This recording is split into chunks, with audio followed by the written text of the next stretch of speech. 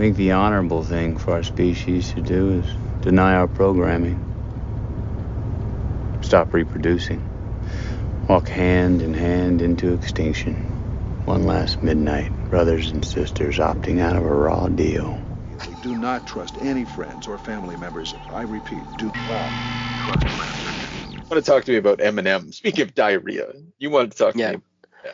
Nice one. Yeah. I just a glaze over, Eminem's back.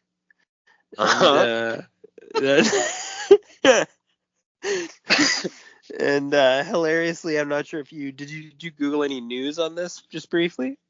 Well, I watched the video. Like first, I googled the news and it was like Eminem's back and he's dissing all these people, and I was like, okay. I was like, okay, we're all fucking 12. So then I put on the thing. I wanted to hear what it sounded like. It was fine. Like it wasn't like he's still very good at rapping. Actually, before we go into this conversation, I just want to express my anxiety about being two white guys talking about Eminem.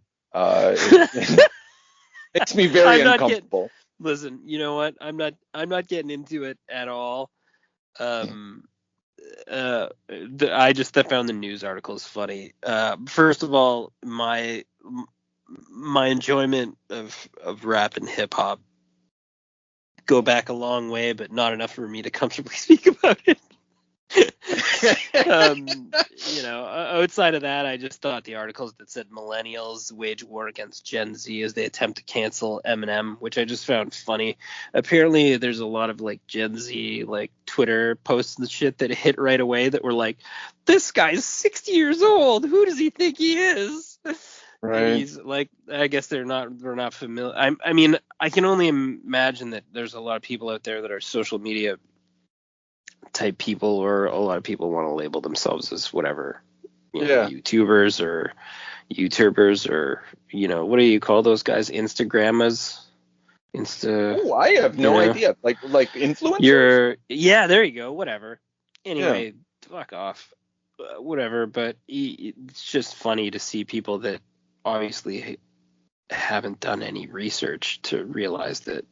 I mean, like the song itself actually like dictates that he's trolling you in no uncertain terms. So I do find it really funny. I think everyone was most upset that a Megan Thee Stallion, I guess, was shot in the foot by her boyfriend. Yeah. And Eminem has taken a jab at this as a comical event, and it is a trauma by a young woman who is also a rapper that people did not take kindly to, but then other people did take kindly to it. So there's I just find it funny that he was able to reignite something from nothing. Yeah. However many, like 25 years after his original, relevant debut. It's just sort of funny using the same exact shtick and then rubbing the same shtick in everyone's faces. Yeah. So it's very odd, it's like I'm doing the exact same thing in your face and, do something about it or fuck off, and then it's just sort of funny that everyone's reacting the exact way that he'd like them to based on the rehash of the same material. It's interesting. That's all. Yeah. It makes me feel good about, because like it shows to me that nothing's changed. That like feels like things have changed, but actually no.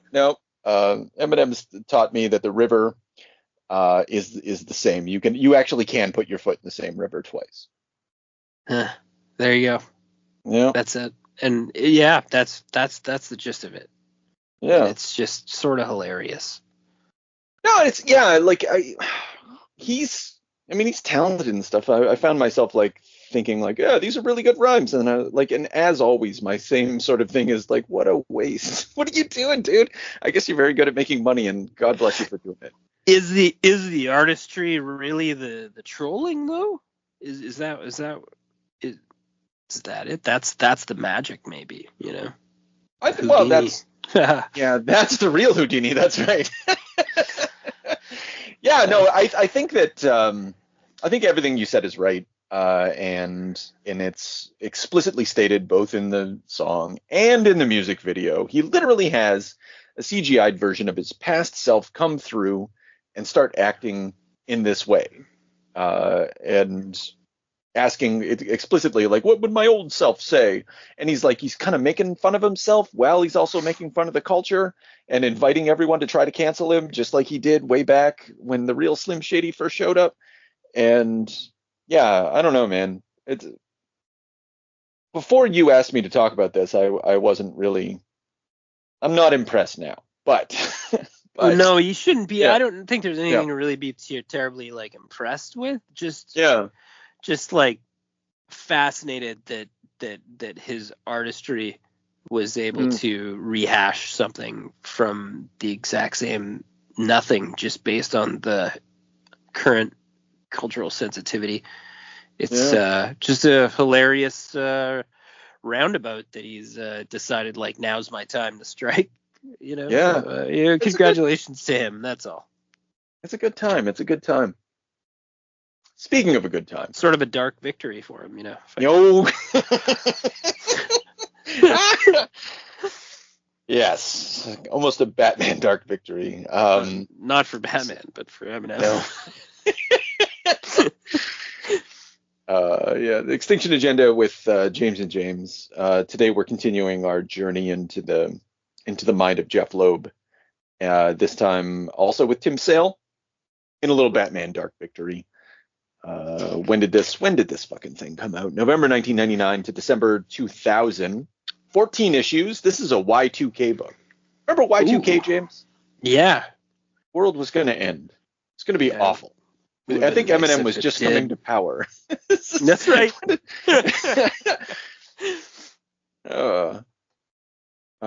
First album. The Slim Shady LP. Pardon me, audience. Mm. Fucking 1999, February 1999. So shit. Okay, very Looks appropriate. like the Dark Victory, comes out right at around the same time as the real Slim Shady. Yeah, holy jumping Jehoshaphat. All right, so this book, it's, second verse, same as the first. We got the same creative team as Long Halloween. Tim Sale, artist, Gregory Wright, colorist, Richard Starkings, letterer. The Archie Goodwin's out the picture at this point. He's passed away. I think he passed away even, if not just before Long Halloween, but if not during. He was a very influential and well thought of editor in that era. Oh. Yeah, he kind of set the ball rolling, getting these two guys together. I think, at the very least, he was like, let's do a Batman comic, They were like, oh, yeah, great idea. This is how they talk. Is it the Italians? Yeah, man. Actually, where's Jeff Loeb's from Los Angeles. See, Tim Sale, he lives Southern California, so it's all the same fucking shit. Same idea. Yeah. Hoods. This book, I don't know. Oh, I don't know about this book, man. It's not sure that this one was I thought you were keen on it about halfway through. No, I'm really keen on the art. I'm really keen on its depiction. I think the art's better, and Tim Sale thought the art was better on this book too. He surprisingly enough, it was in that TCJ article, the Comics Journal, that long interview that we tapped before when we were talking about Deathblow. He said he was having a lot of trouble with the Long Halloween, and even like he felt like, this is a quote, he felt he was hacking it out. But by Dark Victory, he felt he was firing on all cylinders. He also thinks that Jeff Loeb is doing better, but like I beg to differ on that one. I think Jeff Loeb's quality has maintained itself in this book. Yeah, I mean, it feels like a similar shtick with more of a Garth Ennis twist at the end. Oh, that's funny. What else was notable about this one? The lettering is, although computer, it's based off Tim Sale's own handwriting. And apparently you can buy the Tim Sale font somewhere, or you could have back in the day. Oh. If you ever want to like write letters to someone in the as if it were the ghost of Tim Sale. Then, oh, sorry. Before we move on, coincidentally enough, they just announced Batman: The Last Halloween, which was meant to be the last collaboration between Jeff Loeb and Tim Sale. But it's going to be like a special sort of prestige thing where they get a bunch of big time artists, like other similar, like you get your Edward Riso. Oh, fuck, there was some other names that aren't coming to me. That's going to be a sort of prestige event coming in, I think, next year or later this year. Ooh. So coincidentally enough, and after we do Batman Hush, I think once that thing's collected, we should check it out. Yeah, I'm down. That sounds good. Worry about that later. Yeah. Anyway, this book. Or it'll probably be a shit show, but. It's going to be, well, if this is any indication, and if Hush is any indication, then I think it's shit shows all the way down, to be perfectly frank. I don't think Long Halloween kind of shocked based on like its novelty. Okay, so I've kind of poisoned the well, but what do you think of this one? I don't know. This one has the shiny pages, which I didn't like. But I felt the art was consistent. I don't necessarily feel like it was better. But like I felt like there was a lot more like zoom, like up close shots. Okay. And for whatever reason that bugs my ass. I don't know. Interesting. I kind of wanted to. I ought to have, but I'm lazy and I didn't. I ought to have put them side by side a little. I know. I probably should have done that too. But yeah, I do think there is something of a remove from all of this. I will say that I see a lot more quality consistently. I think every image is well chosen. I think some of these, when they do the flashbacks to Bruce's, the death of his parents and whatnot, that sort of Frank Miller watercolor, Dark Knight Returns watercolor kind of effect they get. Black and white watercolor. I think that works really well. I don't think we saw any of that in the previous one. Yeah, I know what you mean there. Yeah. I did like that beatdown opening. Oh, against when he shows up at the funeral? No, just right at the start. Like the red-eyed Batman that goes into that goes into Falcone's Alberto Falcone's sort of like post-traumatic stress or whatever. Yeah. It was funny to see that angle, like the rat lawyer angle. Like, yeah, I think this was meant to be like, we're gonna get you justice, you piece of shit. Like, yeah. Just like real nice. She's fucking sweating and just shitty behavior. She was suspect all the way along. Yeah. Yeah. So in this story, she came in the rain. She's not sweating, but sure. This opening bit, I think it was from Wizard. I think this was like a preview that they did in Wizard. I might be wrong about that. Because then it kicks into the book, issue 1, War.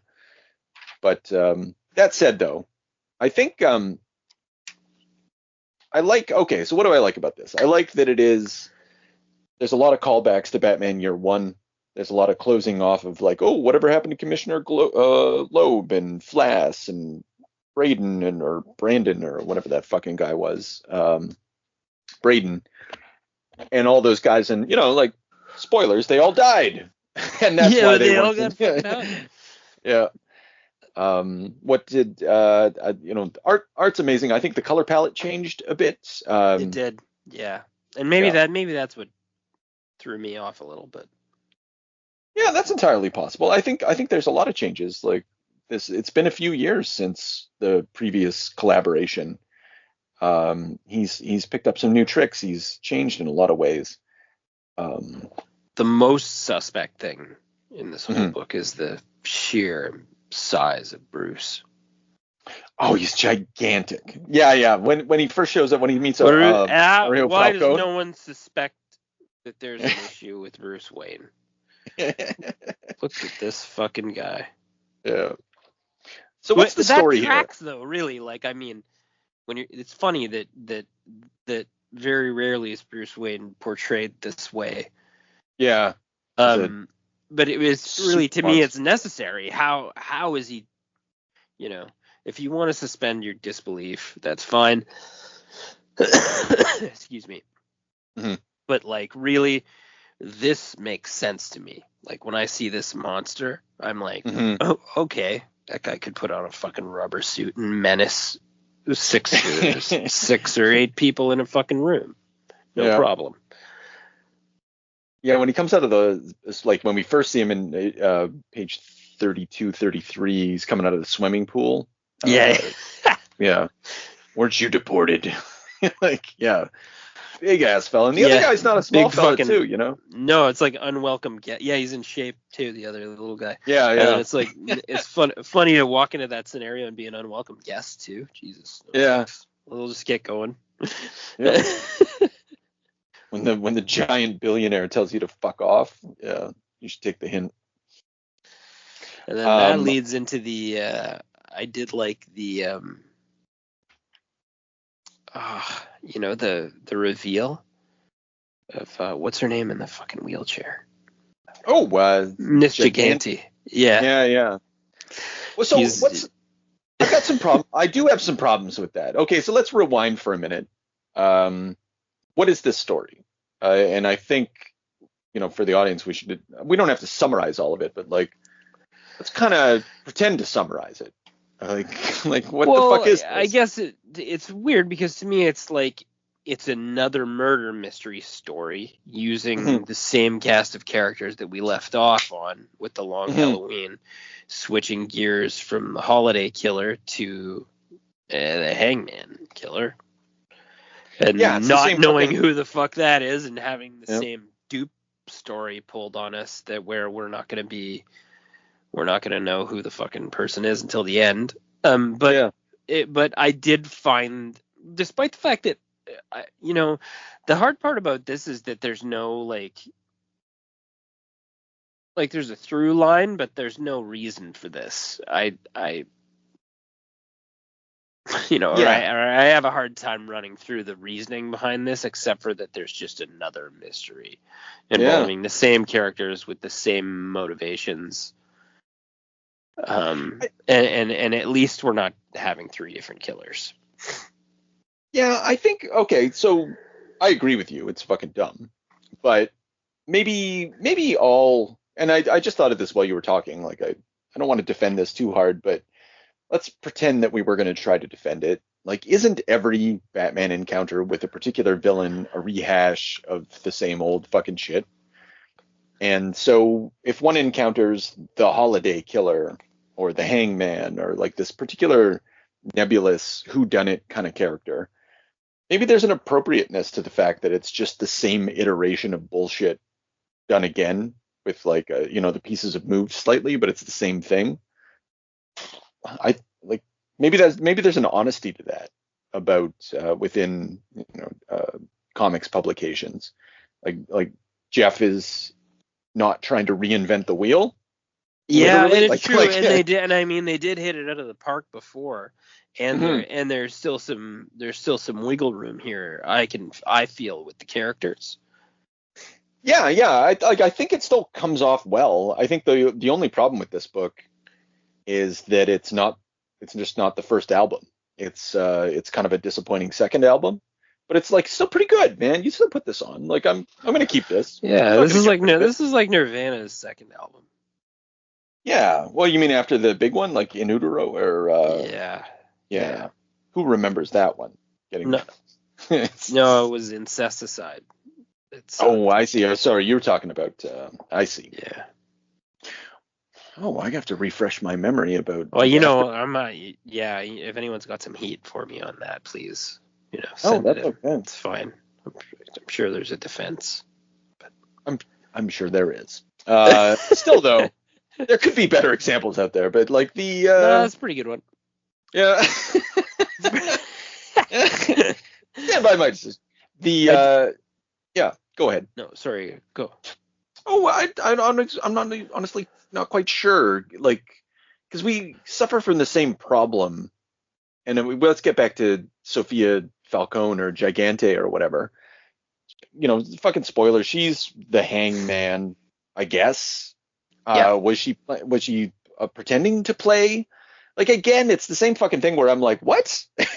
At the end, because she's played as if she can't she's paraplegic and her hair's all fucked up, and she's or doesn't have any hair, like she's bald and her apparently her neck's broken and she wheels around in a chair the whole time and like the misdirect is such a cheap, it's cheap. Like I could cite pages like on page 128, she's sitting alone in the rain in her little wheelchair. And then earlier on page 57, when Batman confronts her, she's just sitting alone in her wheelchair. And I was like, you're selling this? Yeah, on page 297, she's like, when the Joker shows up, pushes her down the fucking stairs in her wheelchair, right? And like and then at the end, it's like, I was just pretending. And you were like, well, shit, like you didn't. Yeah, get that was the you know, funniest like, plot. It was like, everyone always looks past the person in the wheelchair. Yeah, because they're in a fucking wheelchair. yeah, and we had no reason to believe they were ever not in a wheelchair. Like none. Correct. None, Yeah. none. There's nothing. There's no hint. There's no nothing. Yeah. And how did Batman? Okay, this also suffers from. And I can't remember if the first book did now, thinking back, but did the first book suffer from Batman being the worst detective ever? Oh yeah. Because he never solved the thing. Even at the end. Well, he doesn't. He literally hangs the Riddler from a bridge. It says help. He's like, solve this riddle for me, Enigma, or I'll dangle your dumbass from a bridge again. That's fascinating. And I was sort of outsourcing. I guess that's clever. Given he has the means to do that. But really, that's not terribly impressive. First of all, that you couldn't figure out that this woman wasn't crippled, and second of all, that you needed the Riddler to solve riddles. Yeah. And no, and the person who actually solves it is fucking Robin at the end, which we haven't even talked about that yet. Oh yeah, that's coming up. Yeah. Yeah. And well, actually, and I'll just kick over that for a second, actually, because like one of the things I like about this book, I love the depiction of Robin. I like when that happens, but it doesn't happen until page like fucking. I wrote like Robin doesn't show up until page 240. I don't know what issue that is, but that's way too long. That's like 3/4 through the book. Yeah, almost like an afterthought. Hey, Yeah. we're doing origin stories here, or we're doing like year one stories here. We got to throw Robin down the hallway at some point. Yeah, but no, it's that's issue what it 9. felt like. Issue 9. Yeah. And like none of this story has anything to do with his origin. There's no unity to this, and which is why I think this is a lesser work. Because where Long Halloween went on its digressions and felt a little disjointed, at the end of the day, like it's still cohered. Like, the Poison Ivy thing contributed to the overall story, even if it didn't really feel like it did. The Solomon Grundy thing, I think that had a thing to do. Either way, there were bits, and they added up to something. Like this, just like this didn't need Robin.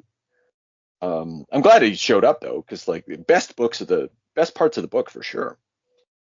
Yeah. I like the portrayal of him. I like the strong delivery of him. Yeah. I was just looking at the little there's a couple little details too. I like the flask hanging out at the strip bar. I like the strip bar scene. I like the strip bar scenery. I like the Flask got his fingers in under the noose. Oh yeah, good call. Like little. They're like little crime scene details that were very cool. And then when Batman goes into the boss man's office and he's got the shells already out of his shotgun, and there's some fucking cool stuff in here too, though. For all the hate we were slinging.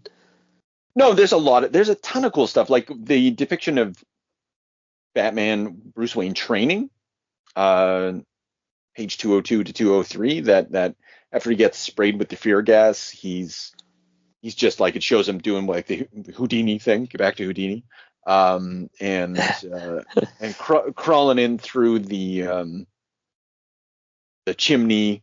I forget what the fuck else he's doing at that point. But yeah, just like the wide range of like Batman training things that you do, that's fucking awesome. Oh yeah, just like smashing things with a mallet, right? doing acrobatics on the top of Wayne Manor. Like I honestly don't think I've ever seen that before. And this is the sort of eccentric Batman-esque, like fucking crazy shit that I'd like to see a whole lot more of. And one of the things I liked about the depiction of Robin in this is just like he's on the chandelier. He's on the roof just because he can't fucking stop himself. Like these people are crazy, like and exceptionally physical, in a like super physical, like they're superheroes. And I like that their passions and their drives like lead them to be in a sort of way unable to control the expression of their own body. Like they too, like the Riddler, have a tick that they can't control. And I like that. Just like all the other, villains in Batman. That's the way it should be. He doesn't hang upside down like a fucking bat. Like good. But that's true. Those are nice details. I'm just looking at the Catwoman, literally the premier cat burglar, completely undetectable within this universe, sneaks up on Gigante again, who is once again sitting alone in a wheelchair. Well, that's exactly one of the scenes, right? Impossible. Yeah. She sold us up the river. Like, when is she going and hanging people if no matter who sneaks up on her, she's always in the wheelchair? Yeah, no, it's fucking none of it makes any sense. And like, at least the other one sort of kind of maybe made sense. Like they took that extra effort to give you some hints that at the end you were like, well, they did dangle Harvey's wife in front of me a little bit. Yeah. And it was only sort of her. Speaking of which, what the fuck happened to Gilda? She's not in this book. Like we said it was the same cast. It's not. Like the actual killer. Like the whole thing treats Alberto Falcone as if he was the Holiday Killer, and for a period he was, but early on supposedly Gilda's the murderer, I guess, and she just fucking disappears. Like Kaiser Soze. She's gone. Yeah, never seen again. Yeah, there's a picture of her in Harvey's swamp office. Yeah, and he's sort of well, I guess this brings us to Porter. The DA that replaced Harvey, who's revealed to be his mistress, or at least Two-Face's mistress. Yeah, she's his. He was her law teacher or whatever. Yeah. Creep. He's a groomer too. Yeah. But at the same time, like Poison Ivy can't take over Two-Face. She does the thing. She's like, oh, I can't believe it. No man can resist me. And even Batman couldn't resist her. But Gilda's picture is in the background, right?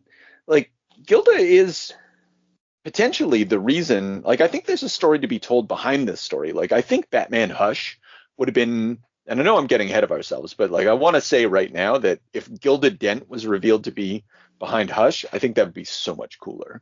And make so much more sense, and it makes so much more sense of Two-Face, that like this quiet ventriloquist-esque genius was behind Two-Face, right? But nothing happens; she just disappears, except in my headcanon, where she's the ultimate. Yeah. Who's the bad guy in Hush? Tim Drake. Oh, I don't want to spoil it for you, buddy. It's a Robin.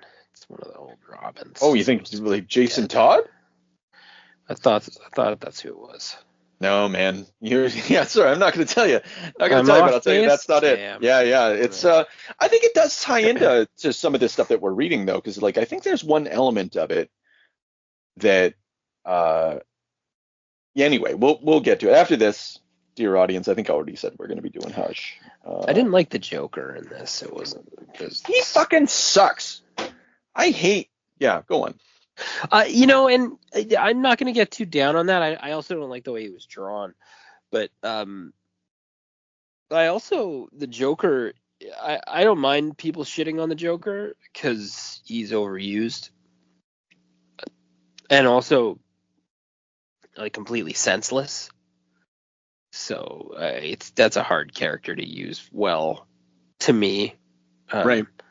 And even when he is used well, it's just a psycho. So I think to me he doesn't gets go tiring. Well, then don't use him. Like I think that's because I don't think Yeah, Tim Sale even he does a didn't good need to draw. be in here. Yeah. The only reason he's there, I think, is to. So last time we talked, you were talking about how Two-Face is the B lister of the Bs, and like this story wants to beg to differ with you and say that like he's way up there, and he's like, and everybody's sort of subservient to him, like he's the new boss of bosses, even the Joker to an extent, although he's like kind of Starscream to Megatron in this, but still obedient, follows the plan.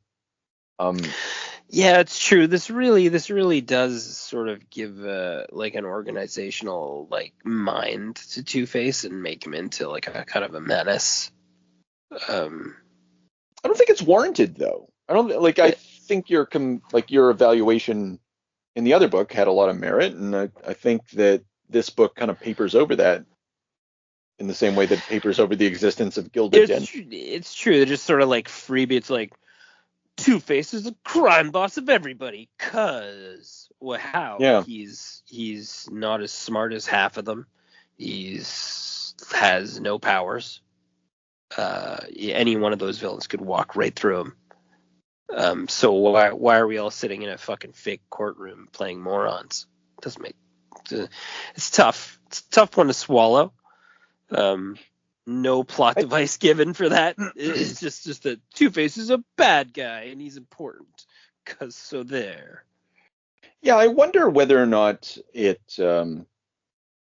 So Morrison and Millar or whatever, they like to fuck around with this idea of the Joker as also like some sort of force within the comic itself.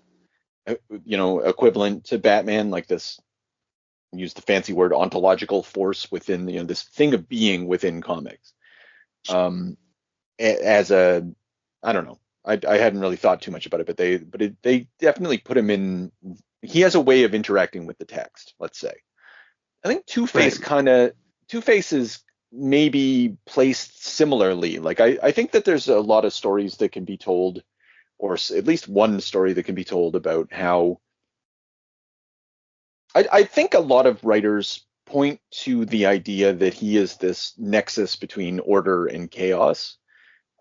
He's a hero and a villain simultaneously, right? And so that gives him like a liminal state that is unique amongst all of the Batman villains. And maybe for that reason he too can enter into the text potentially in the way that maybe Joker could as well. And so they end up sort of at odds with each other.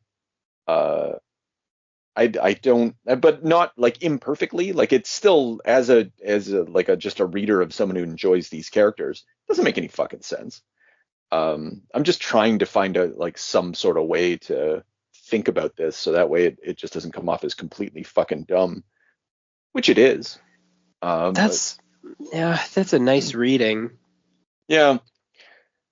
I think it's one of the ways that you could, because the flip of the coin and whatnot, that randomness. I think there's a lot of potential in Harvey Dent and Two-Face as a character to be bigger than he is. Like it's when Scott Snyder was doing Batman, it wasn't until he started doing All-Star Batman that he tried his hand at doing Two-Face, and he kind of came up with an interesting angle that made him exceptional. But generally speaking, I don't know if anyone's ever cracked the code on how to. Maybe the closest we're going to get to, sadly, to like the big Two-Face story. Like otherwise, he's just. I Well, I don't know. Maybe also in No Man's Land, even though you didn't like those issues, and maybe that's emblematic of the problem too. Like, I think too, like I'm still sort of resting on on my my Long Halloween theory too, because I feel like it's an ongoing theme in this, that Bruce is torn. He's talking about how he can't even imagine a time when they were friends anymore. well, he's super broken. He's super sad. You know, like Yeah, well, I mean, yeah. and I just feel like that's gonna carry all the time. Mm-hmm. It's gonna give you a soft touch on dealing with him. It's gonna give him a soft touch on tracking him down, punishing him, everything. And I think these stories play that out. I think Dark Victory as a sequel plays that out Yeah, like very well because I feel like that as well. Like I felt like that was addressed this time. well, like, he's blind twice. You know, like whatever the reason, whether it's he's sympathetic towards Two-Face or whether or not like something about that vulnerable, like that moment where he was like, I was gonna take off my clothes for him, man, and he betrayed me. I can never trust again. And so there's that scene when he's with Alfred and he misspeaks. The clue is something, no one will be safe again. And Alfred's like, or well, maybe I got this backwards. He's like, actually, it's none will be safe or something like that. And Bruce doesn't acknowledge the fact that he fucked that up in that moment. And Alfred doesn't press on it either, but he still is, you know, like something about his interactions with Two-Face breaks him, you know, like it breaks him in two, right? There's a fracturing that happens when one encounters Two-Face. That too is something that could be so fucking interesting to play with. Like you beat Two-Face, but as a consequence, something in your life fractures for whatever reason, whatever narrative reason or whatever. Like that's a thing that produces stories anytime you encounter him. Like it's just such a wasted something. There's just so much at work. That's really cool. That's very cool. Two-Face ideas. Yeah, that's the thing. Yeah, if anyone listening, just fucking drop me a line. Instead, we get this fucking horse shit. I think you said you didn't want to fuss too much about the Joker in this, and I'll support you on that. But I gotta say, like, I do not like how I don't like how Tim Sale draws the Joker. I really, really don't like it. And like it's way too cartoony. Like he's not a human cartoon. like look at how this guy's drawn. It's ridiculous. Yeah, it's like fucking. Honestly, it's like Who Framed Roger Rabbit.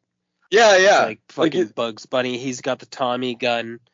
I'm watching him on the paint scaffolding, and it's like I'm looking at it right now. Yeah. Everyone else is drawn with like hyper realism. Batman's anatomy matches his Bruce Wayne character. You know what I mean? Like everything's just so. And then there's fucking Bugs Bunny. Yeah, there's no anatomy to speak of in this. Yeah, that's perfect. Yeah, he's hunting wabbits, right? Like I'm like, okay, all right, I guess that's what the even the big woman's like kind of silly, like Giganta or whatever. Yeah, like I mean, even her, like she's like framed in like pseudo realistically, like for size and stuff, you know? Yeah. Everybody has a physicality, but the Joker really doesn't. And when he like, there's two things about this. Like, there's actually they push some limits on this one, which are not exceptional limits, but like when the Joker gets shot and he looks like a mannequin, not a mannequin, like a ventriloquist doll. And he's like, "You shot me, you bitch." That's wild. And then when Two-Face, we don't know it's Two-Face at the time, and he swoops in on DA Porter, and they're kissing in the rain. She's like, "You're all wet." Oh, now I'm all wet. Like, oh yeah, that was dicey. Whoa. Yeah, what kind of fucking? This is a children's book. Jeez. But it was raining out, right? So Yeah, literally wet. Yeah. Yee. And this book was sexier. Like when that first encounter with uh, Porter, and we don't know, again, like early on, we don't know that it's Two-Face coming to visit her, and she's just like in bed, and she's like, "Oh, you're hungry, aren't you?" And like she draws her, she's drawn really sexily. Yeah. Selena is too. I think the sexy quotient in this one was turned way up, and like when on page 62 when she's like squatting in her office, like it's almost like her fantasy art. It's like it's MILF Yeah, art. there's a few of them in a few of the pictures of like scenes with Catwoman and scenes with her in bed, Porter in bed.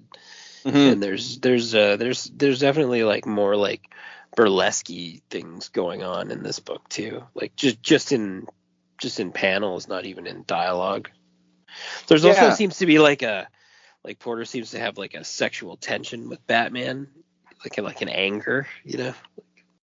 Oh, that's interesting. Well, she's really drawn to these dark bad boys. One thing that I liked about this book, and I got to give Jeff Loeb credit for, is that he did a good job of actually. So a secondary mystery is who is Porter. Porter seems to be sleeping with some mystery man or have some sort of affair with a mystery man, and you don't know who it is. You don't know who it is. Eventually, halfway through, it's revealed to be Two-Face, but there's actual hints. You can figure it out. Particularly on page 110 when she's buying watches. She's looking at two particular types of watches. Um, she's talking with Commissioner Gordon. He's a little absent-minded in the moment, but so there's two watches. She's like, "What do I get for the man who has everything?" And you let him decide. And he calls her Porter, and she's like, "You called me Porter, Jim. Hadn't had anyone do that since I was in college." And this person who visits her calls her Porter. Like that's so it's all there. And I was like, "Great, man, way to go, Loeb! You finally, Yeah, that's not yeah, bad. yeah." And it's only in retrospect, but that's all I'm asking for. I'm just asking for that little top of the hat, little tip that at the end you can be like, "Oh, I'm a fucking idiot," not like, "Oh, I'm completely lost," which is mostly what his Yeah, mystery. or, oh yeah, the person in the wheelchair that was in the wheelchair during 4 different ambushes with no hints given at all. Yeah, Like all you had to do is give me like a shot of her looking out of a window on a bottom panel at one point standing. You know, yeah, and that that yeah, and would have then went that maybe would have went past me. yeah, or just like, and then immediately cut to a murder scene or something. Not the standing part, but or just something like even just like structurally put it all together for me. But like they do everything in their power to just to close the window, draw the curtains, nothing to see here. Oh, by the way, it's it's a real shame. Um, I think this book also makes more use of the two-page spread to the lesser effect. Although I really like a lot of these images when they open up and stuff, but nothing compares to the scarecrow on that fucking horse. The biggest, like the weirdest two-page spread that you ever did see. Why is it happening? Who knows? But good God, I'm glad it happened. This book Here, doesn't the do best that. one was I Moved to Recess. Even that looks dumb. It's like, It's crazy. yeah, it's just like everything's, yeah, yeah, because old Harvey does he manipulates the criminal justice system to give his day in court, but only so he could steal his own records back and figure out who the killer was. Like, Also, Harvey shooting Porter right in the face was oh, rough, and also like kind of, I don't know, I feel like it diminished the fact that we carried Porter right to the end of the fucking book. yeah, because I don't know what I don't Like get the impression that there's any sacrifice in. Well, I don't know what I need from that. Like, no, there were no stakes. There was yeah, exactly. Yeah, no reason for it. That's your own love interest. You're a bad guy. You're not the killer. we've already been swerved in all different directions on this stuff, and she had like a part to play through fucking she's 50% of the book. It's like her and Batman's story, and then we just shoot her in the face, just brain matter all over Joker's chops, and that's okay. Yeah, sure, I guess. It's just part of the That's one way to close the book on that. Yeah, and then the mystery is explained to us. Like Batman comes in, oh, I figured it out here, blah, blah, blah. You know, once again he's like 7 steps behind everything, because like smash cut to the next page, they've had time to take her dead body and put it in the bed of Alberto Falcone, and then also we get the reveal of like, what's his nose, fucking Calendar Man. Like there's wheels within wheels working here, and none of it has anything to do with Batman. He's like, yeah. And when did Calendar Man make the cut? I'm so confused. Well, that's another thing. It's just like, and it's not even a cool moment. Calendar Man is being forgotten. That is unacceptable. If it was revealed that Calendar Man was in fact behind all of this and was fucking Gilda, maybe that would be all right. You know, like kind of a baller moment of a reveal, but he's just in a walls. They changed the walls. Yeah, don't they knock him out too? What, Calendar Man or Alberto? Yeah, Calendar Man. Oh yeah, 2 hours later. Well, what's her nose does it, I guess. All right, everybody, Extinction Agenda fans, we got cut off at this point.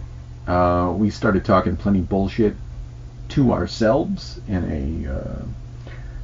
a sort of like a lizard-like narcissistic fuckfest where like I was just fucking myself and James was fucking himself, and neither of us understood that we were in front of a mirror, and we were shocked to discover the truth, which is that neither of us saw each other. Sad. What were you talking shit about? I have no idea. I wanted to kick over to Robin. Oh yeah. Sorry, but I'll cut this out. But it was just funny that like whatever it is you were saying, like it got cut off at the perfect moment, as if you had finished a sentence, and then there was a little bit of silence, and I was like, oh. And then you went off. Yeah. I feel like the same thing happened for me. Yeah. Where I must have finished a sentence and then I didn't hear you, so I just kept going. Right. Yeah, that's what you do. That's what you do. Anyway, I really like the. I know we said this earlier, but we haven't really paid enough attention to it. The depiction of Robin in this, those contrasting of his experiences at the manor, like those first moments of mourning of his parents, and compared to Bruce's early shit. I think that's really good. Yeah. And like you were saying too, his body control and almost his anxiety or his ADD is he can't stay still, and it's not that he wants to. Well, it is that he wants to right the wrong, but it's that he just can't stop himself. But and it's funny that he's such a mirror of Bruce. Yeah. They even both fists down on the bat computer together and things like that, and just like his sheer willpower and the fact that he's like a force like to be reckoned with, just at the end of the book. It was, and it's just it's a nice depiction, because Robin is not, like, in my opinion, Robin's not easy to do well. There's a lot of good Robin stories out there, a lot of good books. We haven't done Robin any justice, actually. I think maybe we should.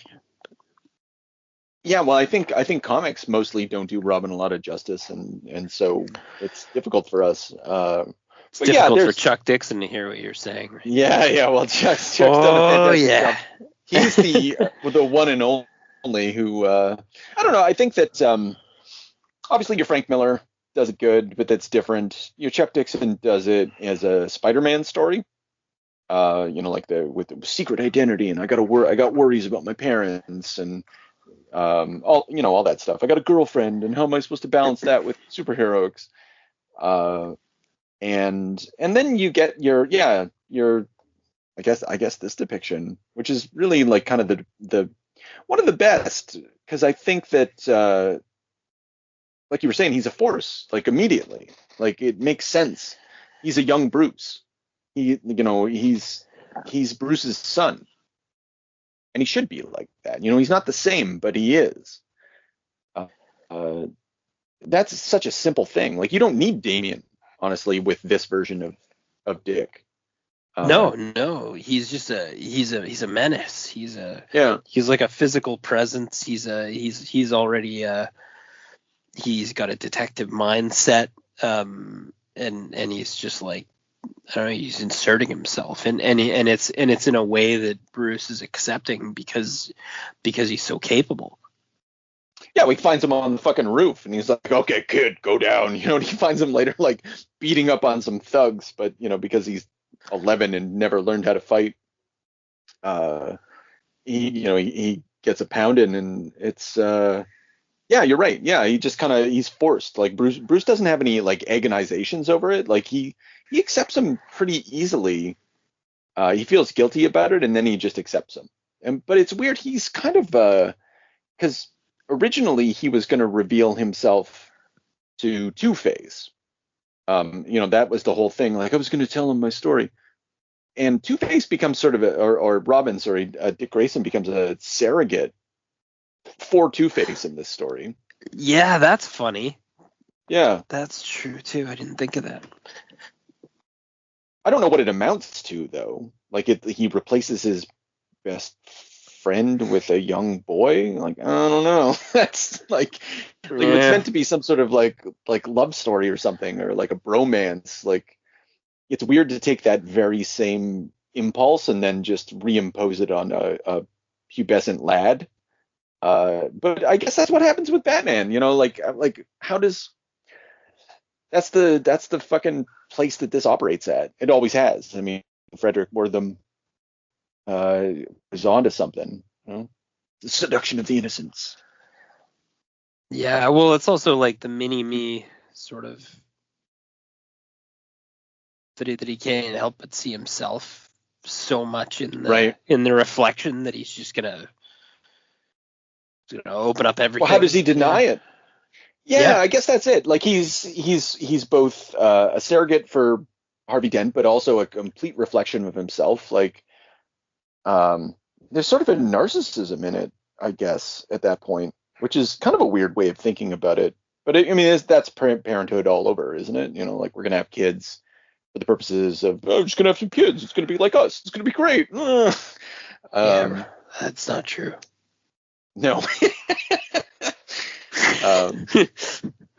But there's something in there, though, the sort of the narcissism of parenting. But it even gives him those like the way Tim Sale draws Dick Grayson. He's like a little fucking ninja, and he's got those bags under his eyes. Those, like, the he black, should not have bags. Blacked out eyes. He's exhausted. Yeah, and just like driven. I like that. I'm looking at that little page with the neck brace too. Oh, after Bruce got hung, and Alfred's like, it was a good idea, wasn't it, sir? Yeah. Yeah, looks it's fucking great. Yeah, there's it's difficult to I'm gonna say that the art is better in this. I thought the action was better. The sequential. Now that I'm thinking about it and flipping through it, the sequential art, like the comics art of this, I think is a lot better. The violence is a lot more like you can feel the bodies moving in space, whereas the earlier one was a lot more like, I don't want to say pin-up-y because that makes it sound cheap, but it was like, it was almost expressionistic. But there's a physicality to this.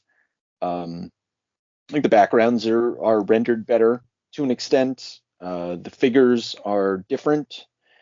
The lines are different. I think for the better. Like, these 2-page spreads, like I said, are fucking exceptional. Like when Bruce is looking at Tim Drake over the fallen bodies of his parents, And there's the moment right there. Oh, Where it's like it's exactly like my parents, like his dad.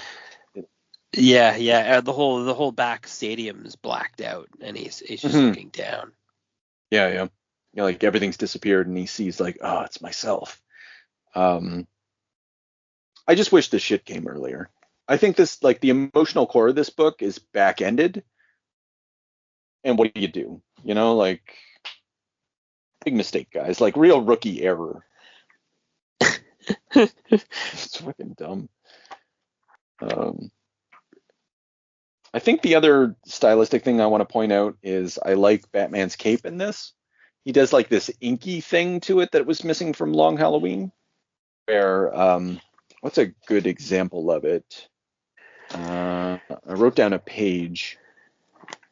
Batman and Sewer, inky cape. Go to, maybe it's not the same in your edition, but like 267. Do you get? He's in the sewer. Oh, you don't have pages. They're in the sewer, and they're looking, like the task force or whatever. Oh yeah, and he's up in the pipes.